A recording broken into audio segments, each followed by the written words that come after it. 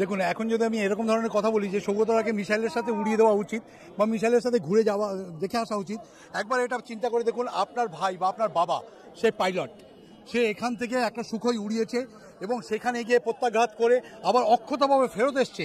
এটা তো একটা টেকনিক্যাল জিনিসও আছে, তার প্রফেশনাল গুণটাও আছে এবং জানকে হাতেলিতে রেখে বলে। যারা বর্ডারে দাঁড়িয়ে আছে, ওপাশ থেকে কখন গুলি আসছে, কখন বোম আসছে, কখন রকেট আসছে কেউ জানে। যারা এইভাবে জীবন দেয়, তারা যারা দেশের জন্য নিজেকে সমর্পণ করে দিয়েছে, তাদের এই জিনিসটাতে কষ্ট হয়, আর কিছু না। পলিটিক্যাল পার্টি সে তো আজকে আছে, কালকে নেই, চলে যাবে, অন্য শাসন আসবে। সেনা তো সেনাই আছে। তুমি যদি কারোর নাম খারাপ করছো, তাহলে এই বিজেপি সরকারকে খারাপ করছো না, তুমি সেনার নাম খারাপ করছো। হ্যাঁ, এই ব্যাপারটাও আপনাকে বলছি, এখানে যত আছে আর যেই থাকুক না কেন, 5 থেকে 10% পর্যন্ত খবর আমি আর আপনি জানি। এখন কিরানাতে কি হয়েছে, আকাশ মেরেছি না ব্রহ্মস মেরেছি না হ্যামার মেরেছি, কতগুলো বম মেরেছি, সেটা কিন্তু কেউ জানে না। কিন্তু যা করা হয়েছে সেটাকে বলে প্রচণ্ড আঘাত করা, সেটাকে বলে প্রচণ্ড আঘাত করা। আমরা প্রচণ্ডভাবে আঘাত করেছি।